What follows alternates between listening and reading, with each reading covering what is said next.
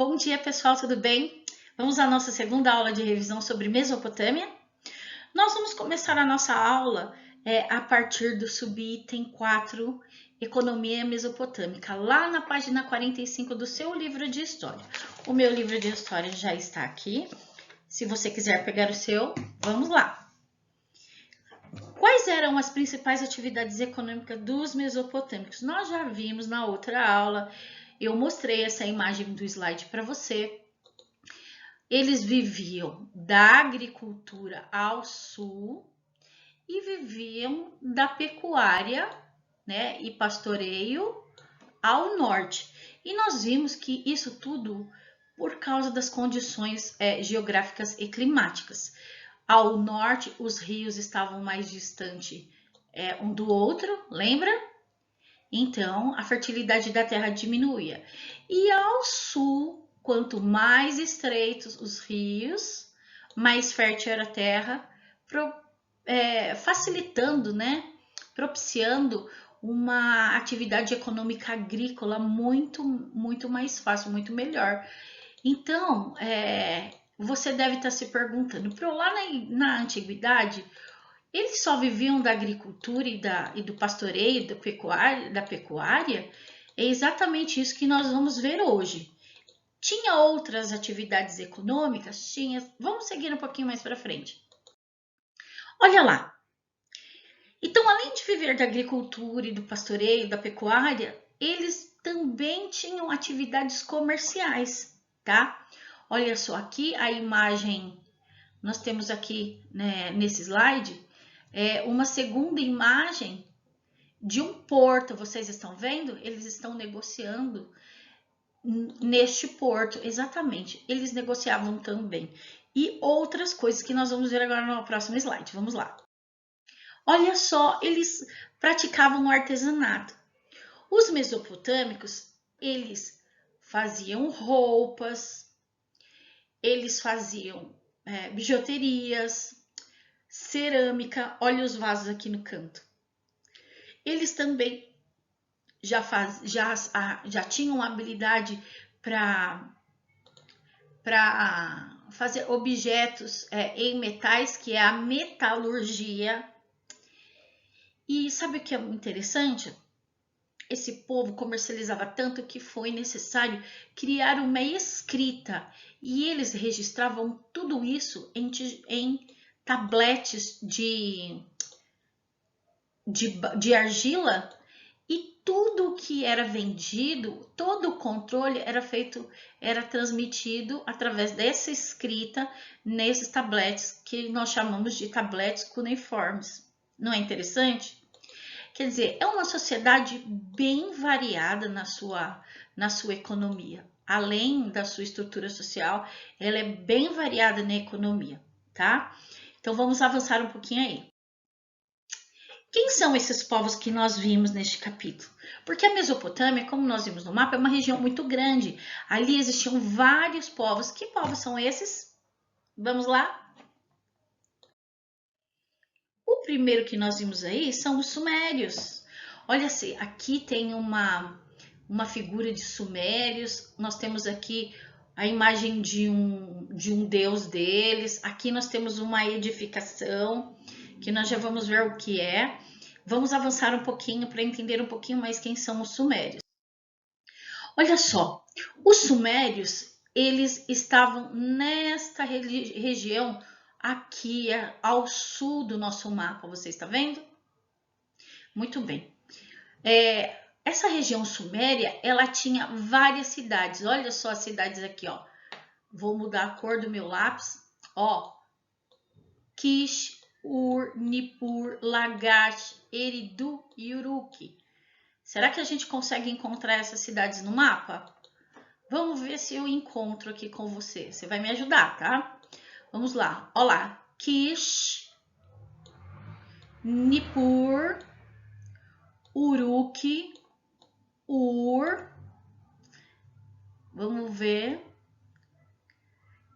Deixa eu ver. Eu já achei Kish, Ur. Tá faltando. Nippur, já achei. Lagash tá aqui, ó. Lagash. E Eridu. Eu não encontrei Eridu, você viu aí no mapa? Bom, mas tudo bem. Essas cidades são as principais cidades desta região suméria. E essas cidades, pessoal, ela tem uma característica muito importante. Sabe que característica que é? Exatamente, você está vendo lá em cima no slide? Elas são cidades-estados. O que é uma cidade-estado? É uma cidade independente de qualquer outra cidade ou governo. É como se ela fosse uma nação. Por exemplo, Kish tinha um patesi. O que é um patesi? O patesi é a mesma coisa que um rei. Olha a imagem de um patesi aqui, ó, tá vendo? Então, Kish tinha um patesi. Ur tinha o seu patesi. Nippur tinha o seu, e assim sucessivamente. Nenhuma cidade se metia no andamento da outra. Então, essas cidades, elas eram livres e independentes, como se fosse realmente um pequeno país, ok? Vamos lá. O próximo povo são os babilônicos. Os babilônicos, eles estavam nesta região aqui, ó, que você está vendo, ó, da nossa Babilônia que nós estamos estudando. A Babilônia é uma dessas cidades que a gente já ouviu muitas coisas. A história de Daniel na Bíblia, boa parte da história de Daniel acontece dentro do território babilônico. Daniel é aquele personagem que foi levado junto com seus outros amigos e escravos para a Babilônia. Vamos ver um pouquinho mais da Babilônia.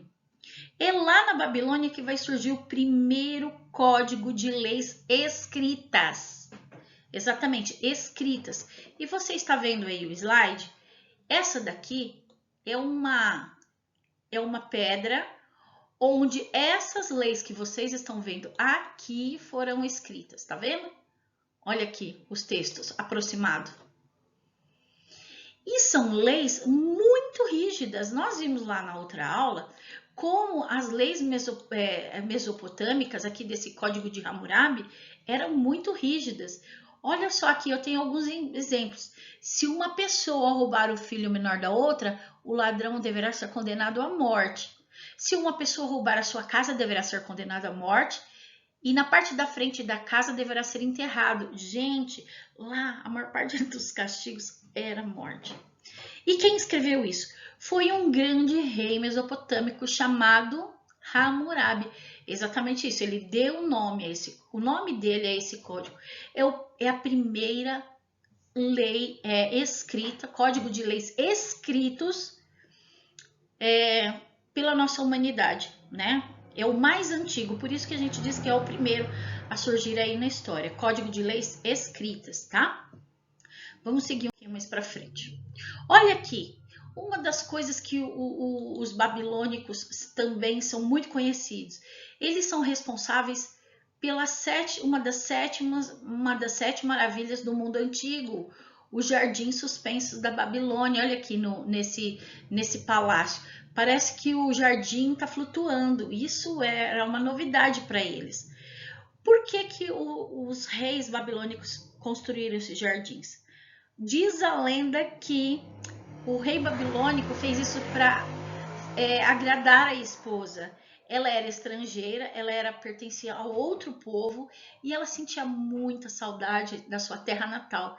Então ele mandou plantar as flores da terra natal dela neste jardim para ela matar a saudade. Olha que rei romântico, não é? Muito legal. A Babilônia, ela foi um grande império. Ela teve dois grandes momentos, tá? Ela teve o Império Babilônico ao sul, tá vendo?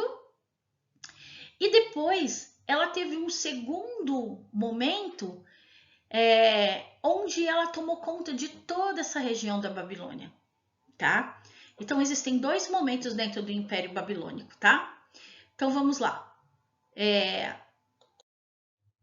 Vamos pro próximo povo, os assírios.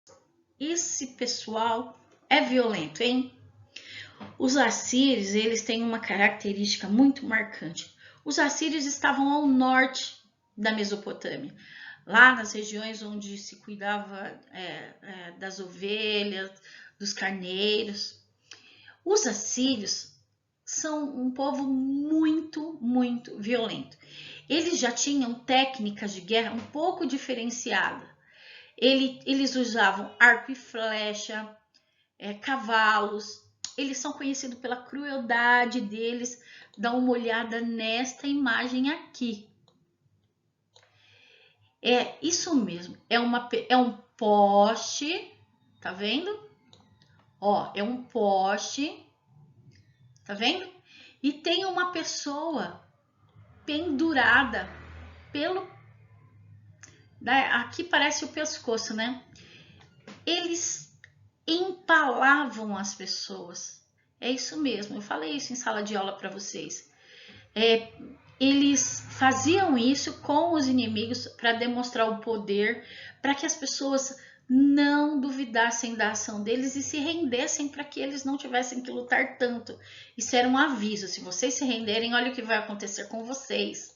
E muitos povos da antiguidade tinham tanto medo que muito antes do que os assírios chegassem, eles já esvaziavam as cidades. Eu vou te lembrar de uma história. Você lembra da história do Jonas? Aquele profeta medroso que, em vez de ir para Nínive, decidiu ir para o lado contrário.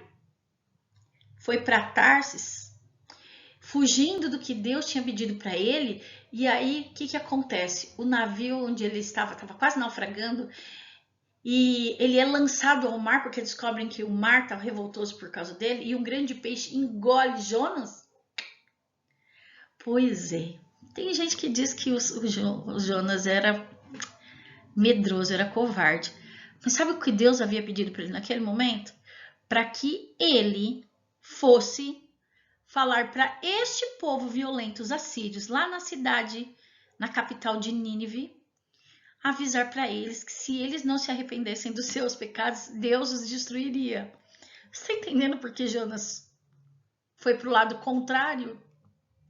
Jonas teve medo, muito medo. Seria a mesma coisa que alguém dissesse para algum missionário, ó, vai lá no Oriente Médio, procura os grupos do Estado Islâmico e diz que Deus vai condená-los, vai castigá-los se eles continuarem fazendo maldade.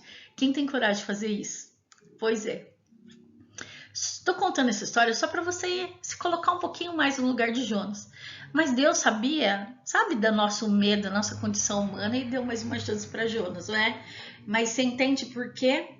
Eles tinham o hábito de cortar a língua, furar os olhos e arrancar a pele do inimigo vivo e empalar o inimigo vivo, colocando ele pendurado pelo pescoço em cima de um mastro. É terrível, não é? Pois é, vamos seguir um pouco então. Olha aqui, onde os assírios ficavam, tá vendo? Ó o rio Tigre e Eufrates aqui, ó. E ao norte, tá aqui, ó, os assírios. Nínive fica aqui. Povo violento e cruel que aterrorizavam todos os habitantes das cidades que iriam ser atacados. Não é à toa que as pessoas fugiam antes de que eles chegassem, com medo de morrer. Vamos avançar um pouquinho. O próximo povo são os caldeus.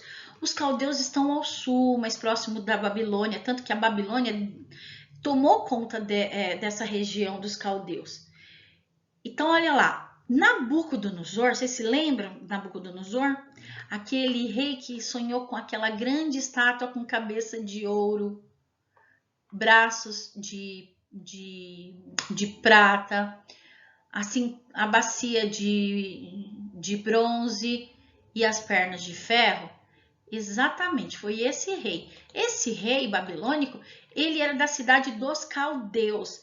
Ele vai fazer parte do segundo império babilônico, quando os babilônicos também dominaram toda essa região dos caldeus, tá? Olha só, esse povo é muito falado na Bíblia, principalmente no período de Nabucodonosor, né? Vamos falar um pouquinho da cultura entre os mesopotâmicos, um pouquinho de arte, religião e ciência. Essa é a parte que eu mais gosto. Cultura. Então vamos entrar primeiro na arquitetura deles. Os mesopotâmicos, todos esses povos da Mesopotâmia gostavam de arquitetura, gostavam da arte. Olha aqui algumas imagens de estilos arquitetônicos que eles elaboraram. Esse daqui, ó, é um templo, você já conhece, é um zigurate. Este portal azul aqui é o portal de Ishtar. Quando cruzavam as portas do Império da Babilônia, essa maravilha que eles viam. Isso daqui é uma visão aérea de um palácio babilônico. Olha que grande! Aqui são esculturas babilônicas representando deuses babilônicos. E aqui a imagem de um leão alado, tá vendo? Todo encalhado na parede com alto relevo. Olha que coisa linda! Maravilhoso, né? Os mesopotâmicos eram povos muito habilidosos também na questão da arte e da arquitetura. Vamos ver aí mais uma imagem. Olha aqui, a arte que eles faziam em alto e baixo relevo. Olha só esse touro alado aqui com a cabeça de um homem. Aqui a representação deles navegando, tá vendo? Muito interessante. A arquitetura mesopotâmica é maravilhosa. Vamos ver mais uma. Olha este templo. Esse vocês já conhecem, é o zigurate. O zigurate é um templo enorme. Sabe o que está faltando nesse daqui? Por causa do tempo, boa parte dele já se foi, porque ele é muito mais alto que isso, tá vendo? Ó? Também ele é feito de tijolos de barro, não ia durar eternamente. Mas olha só, sabe o que é o mais interessante do zigurate? Ali era centro religioso, escola, centro comercial e sabe o que mais? Armazém de mercadorias. Então você imagina a quantidade de gente que circulava dentro do zigurate. Por isso ele é tão grande. Um único edifício realizando tantas atividades importantes para uma sociedade, né? Esse daqui, ele está localizado, essa ruína aqui, na cidade de Ur. Quem veio de Ur mesmo? Vocês se lembram quem? Abraão. Exatamente, Abraão nasceu nessa cidade de Ur, não é interessante? Vamos lá, vamos para mais um slide. Olha aqui as ruínas da cidade de Nínive, do palácio, né? Eles faziam construções palacianas muito grandes. Olha, tudo isso aqui fortificado, tá vendo? Tem um pedaço do muro aqui ainda, ó, tá vendo? Tudo isso daqui era um palácio na cidade de Nínive, muito grande, né? A construção já foi destruída por vários povos que dominaram essa região. Ficou só aí a fundação, né? Para a gente poder ter ideia de como isso era grandioso. Vamos lá. Escrita cuneiforme. Vocês sabem quem escreveu, quem criou a escrita cuneiforme? Foram quem? Os sumérios, isso mesmo. Os sumérios criaram essa escrita aqui que nós chamamos de cuneiforme. Dá uma olhada nisso daqui. Que coisa difícil. Olha só, escrita cuneiforme foi criada pelos sumérios. Eles utilizavam argila para escrever e quando queriam que os seus registros fossem permanentes, eles escreviam em tabletes cuneiformes e colocavam no forno para que eles endurecessem. Olha que interessante. E aí ficava registrado. Se errasse, você deve estar perguntando, tinha que quebrar o tablete, escrever tudo de novo, não tinha borracha no tablete. Mas é interessante, é um sistema de escrita que vai facilitar o controle da economia, não é interessante? Muito bem, tenho certeza que vocês gostaram. Vamos lá. Religião, uau! Olha só, estamos diante de um povo politeísta, isso mesmo. Eu tenho aqui na imagem superior vários deuses mesopotâmicos, tá vendo? Então, os povos da antiga Mesopotâmia, da Mesopotâmia, acreditavam na existência de vários deuses. Na ideia desses povos, os deuses podiam praticar coisas boas ou coisas ruins com o ser humano. Olha que interessante. E todos eles estavam ligados a algum elemento da natureza. Por exemplo, Enlil, deus do vento e das chuvas. Shamash, deus do sol. Ishtar, deusa da chuva, da primavera e da fertilidade. Marduk, deus protetor da cidade da Babilônia. Anu, deus dos céus. São deuses bem diferentes. Olha só, nós vimos já que existe deuses antropomórficos, que são deuses com aparência de homem, mas são deuses, certo? Esses aqui que vocês estão vendo aqui, ó, tá vendo? Esse, são deuses antropomórficos. Por quê? Porque ele tem aparência de homem, mas são deuses. Mas essa não é a única forma de deuses que eles conheciam. Eles também conheciam uma outra forma chamada deuses antroposomórficos. O que é isso, Pro? Deuses com forma humana e forma de animal. E também havia deuses zoomórficos, deuses com aparência somente de animal.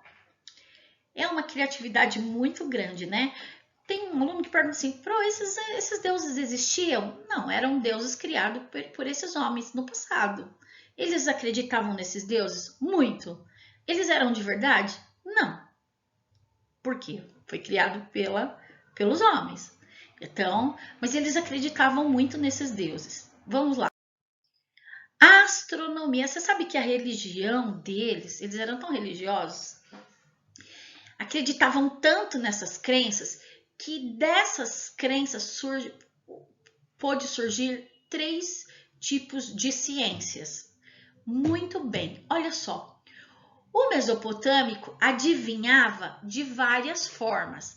Eles faziam adivinhação através dos astros, observando as estrelas. E isso permitiu a criação da astronomia, que é uma ciência. E da astrologia, que não é uma ciência, mas é muito praticada. A astrologia é a adivinhação pelos astros também, né? Tem gente que olha lá, eu sou de peixe, deixa eu ver o que vai acontecer hoje com os nascidos em peixes. Isso é astrologia. Astronomia é estudar o sol, a lua, as estrelas, os seus movimentos, só estuda os astros. Mas eles também adivinhavam de um jeito muito estranho, gente. Eles adivinhavam através das vísceras dos animais.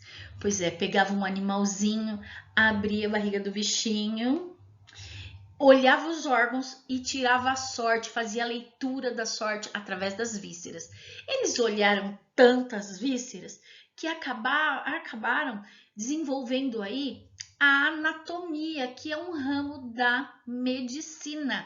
Olharam tanto o céu que ficaram doutores. Olharam tantas vísceras que acabaram desenvolvendo a anatomia. Não é muito interessante? Pois é. Você acredita em adivinhação? E aí? Pois é. Eles também, né? Cada povo tem a sua cultura. Eu não acredito em adivinhação. Eu sei que Deus pode revelar as coisas, né? Mas um ser humano adivinhar por si só, de forma mística, aí é complicado. Então, é isso. A nossa revisão de história do capítulo de Mesopotâmia acaba aqui. E nós faremos em breve uma atividade avaliativa sobre isso também, tá bom? Sobre Mesopotâmia. Um beijo. Até a próxima aula.